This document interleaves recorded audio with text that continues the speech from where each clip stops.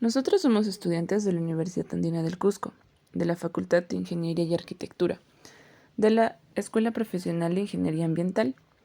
Les vamos a presentar el tema de las grasas y aceites en el agua. Este trabajo pertenece a investigación formativa. Nuestra asignatura es Contaminación del Agua y nuestro docente es Magíster Ingeniero Warwa Chipani Teodoro. Pertenecemos al grupo 10. Nuestros integrantes son Apaz Herrera Michaelin Maxdiel, Chompi Quispe Fiorella Leila, Gutiérrez Warwa Harold Gonzalo, Guaray Wocón Cristian, Quispe Arauz Angie Mónica y Rodríguez Gómez Saraini. Revisemos nuestra vida cotidiana. Hacemos una rica fritura, calentamos el aceite, preparamos una deliciosa comida. Pero siempre quedan restos de aceite. ¿Y qué hacemos con estos? Los depositamos en el sumidero, junto con platos que también tienen grasa. Estos ingresan a las tuberías que colectan las aguas residuales. Como sabemos, los jabones son grasas saponificadas. Cuando nos higienizamos, usamos jabón. La grasa aparentemente se ha ido, pero no. Esta también se irá al sumidero. Podemos ver que con dos acciones cotidianas incorporamos grasas y aceites al agua que usamos. Estas actividades pueden parecer poco alarmantes, pero tenemos que tener en cuenta que 1 litro de aceite puede llegar a contaminar 1000 litros de agua y una persona consume 100 litros de agua aproximadamente al día y 50 mililitros de aceite. ¿Qué quiere decir esto? Que con el consumo de aceite contaminamos la mitad de agua que consumimos. Sin embargo, existen actividades humanas que generan contaminación del agua que pueden tornarse en tragedia, como lo ocurrido el día sábado 15 de enero, donde en primera instancia se reportaron un derrame de 6.000 barriles de petróleo crudo al mar. Hasta el día 23 de enero, la UEFA reportó un área contaminada de 1.800.000 metros cuadrados en suelo y más de 8 millones de metros cuadrados en agua. Pero, ¿qué hace la grasa en el agua? El hecho de que la grasa y aceites sean menos densas e invisibles, quiere decir que no se pueden mezclar, hace que se extiendan por la superficie del agua, de modo que pequeñas cantidades de grasa y aceite puedan cubrir grandes superficies de agua, lo que genera impactos negativos si estas aguas contaminadas llegan a ecosistemas marítimos o terrestres. En esta presentación hemos considerado desarrollar un marco teórico en el cual consignaremos los conceptos básicos de contaminación del agua por grasas y aceites. En un segundo punto, hablaremos sobre el origen y la procedencia de las grasas y aceites en el agua. En tercer lugar, veremos los efectos de las grasas y aceites en la contaminación del agua. En un cuarto punto, abordaremos el tratamiento de aguas contaminadas. Finalizaremos con las conclusiones en las que hemos llegado. Contaminación del agua. La contaminación hídrica se entiende como la acción de introducir algún material en el agua alterando su calidad y su composición química.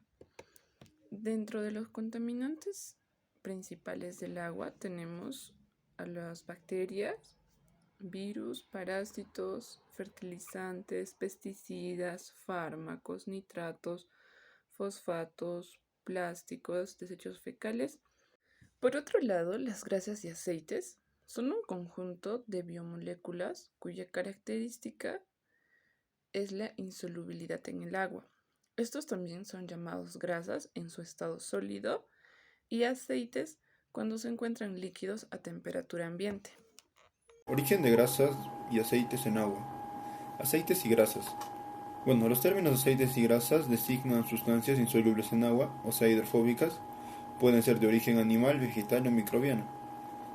También llamados triglicéridos. Un triglicérido puede considerarse a la formación o a la condensación esterificación de una molécula de glicerol con 3 ácidos grasos para dar 3 moléculas de agua y una de triglicerol, aceite o la grasa. Los aceites grasos o ácidos grasos son insaturados o de cadena corta, o ambas las cosas a la vez. Esta molécula resultante es líquida a temperatura ambiente, por eso se le denomina aceite. Por otro lado tenemos las grasas, en las que podemos subdividirlas en mantecas y sebos. Las mantecas son grasas semisólidas a temperatura ambiente y su fluidez dependerá del contenido de ácidos insaturados, mientras que los sebos son grasas sólidas a temperatura ambiente y están formados por ácidos grasos saturados y cadenas largas. Bueno, las fuentes de los aceites y grasas comerciales. Los aceites y grasas, por ser un constituyente esencial en todas las plantas y animales, están ampliamente distribuidas en la naturaleza. Todas las plantas, todas las especies de animales y plantas producen alguna clase de aceite.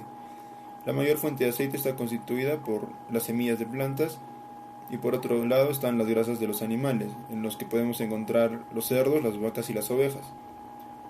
Usos en la cocina y generación de residuos. Según la INEI, o el INEI, el consumo promedio anual de aceite vegetal por persona en el Perú en el año 2008-2019 fue de 6.3 litros. Una parte importante de estos aceites se utilizaba en el proceso de frituras a elevadas temperaturas, entre los 150 y 200 grados. Durante las frituras, los aceites sufren cambios y alteraciones derivados del aumento de la temperatura. Esto trae consigo efectos en alteración del aceite. Por ejemplo, por encima de los 150 grados, los aceites o grasas insaturadas se vuelven mutagénicos, es decir, peligrosos para nuestros genes, y por encima de los 160 grados forman peligrosos ácidos grasos trans. Los ácidos grasos trans se producen cuando ha tenido lugar una transconfiguración en la cadena molecular del aceite y los átomos de hidrógeno se han movido. Son grasas sumamente tóxicas para el organismo. Una vez que los aceites de cocina ya no pueden ser utilizados, pasan a ser un subproducto o un residuo, dependiendo de qué tal es la disposición de este, si está dispuesto para ser reutilizado o revalorizado. Normalmente los aceites terminan en los ríos o en algunos cuerpos de agua, provocando un impacto estético y ambiental, mientras que las grasas se enfrían y endurecen y obstruyen las tuberías. Efectos de grasas y aceites en la calidad del agua. El agua es un recurso natural vital e indispensable, es fundamental para el desarrollo de los seres vivos y el medio ambiente. A pesar de que el agua es vital para el desarrollo del hombre, ha sido él su principal causante de contaminación, sobre todo por las actividades industriales, domésticas, de servicio y agrícolas. Muchos de los contaminantes del agua son compuestos orgánicos que se encuentran disueltos o dispersos en ella, tales como productos químicos, tinturas, breas, frenoles y sobre todo grasas y aceites, los cuales llegan por diferentes procesos a los recursos hídricos. Las grasas y aceites son compuestos orgánicos constituidos principalmente por ácidos grasos de origen animal, vegetal y así como hidrocarburos del petróleo. Desarrollando esto tenemos las grasas de animales, que un ejemplo es el sebo que se extrae de los bovinos y ovinos y la grasa de cerdo. También tenemos a los aceites vegetales, en ellos se logra ver una gran variedad clasificados en alimentos como aceites de girasol, algodón, maní y soya. También encontramos los aceites animales, que son provenientes de peces, sardinas, salmones, patas de equinos y vacunos y aceites usados como lubricantes e impermeabilizantes. También tenemos a los hidrocarburos de petróleo, donde están las parafinas, que esto se obtiene de la destilación del petróleo y se emplea en la fabricación de velas, etc. También tenemos a los alcanos, que son el gas butano, y los cicloparafinas, o llamados también naftenos. Todas estas características más representativas son de baja densidad, poca solubilidad en el agua y baja o nula biodegradabilidad. Por ello no son descontroladas, sino que se acumulan en el agua formando una especie de nata en la superficie del líquido. Los efectos de grasas y aceites más concurrentes los encontramos en la vida acuática, donde las emulsiones de aceite libre cubren y destruyen algas y el plancton.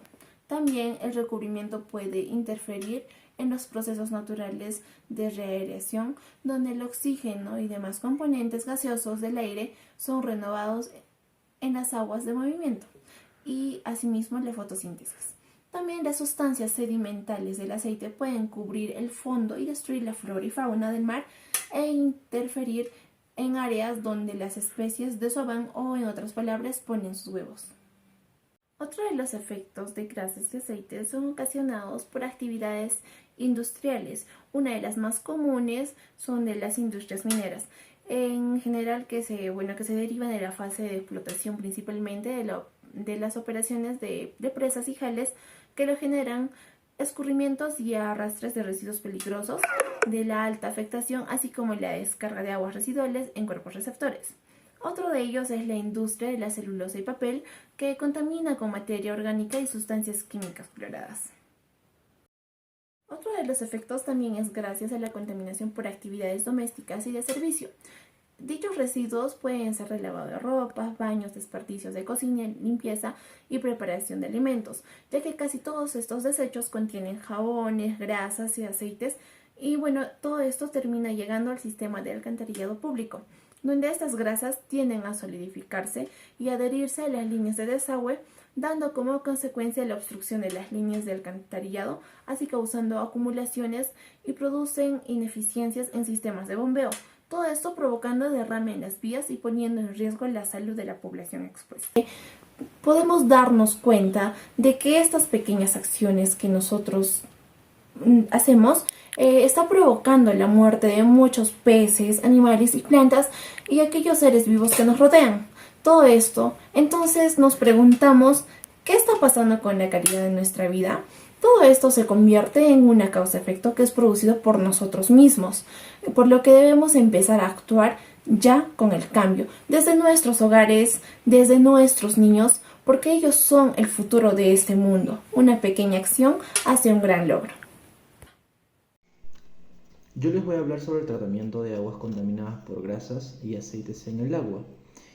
Como primera opción tengo una PETAR, una planta de tratamiento de aguas residuales que tiene tres etapas en su tratamiento. La primera, que es el tratamiento primario, que es asentamiento de sólidos, que consiste en la eliminación de sólidos gruesos.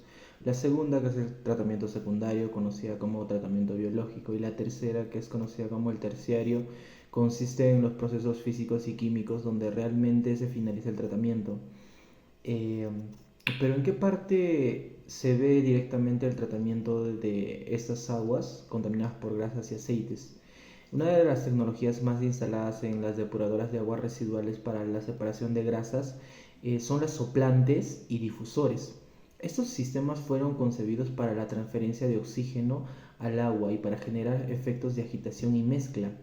La separación de dos fluidos de diferente densidad finaliza en un estado relativo de reposo, y si se produce un efecto constante de agitación y mezcla, esta separación no se podrá realizar de manera eficiente.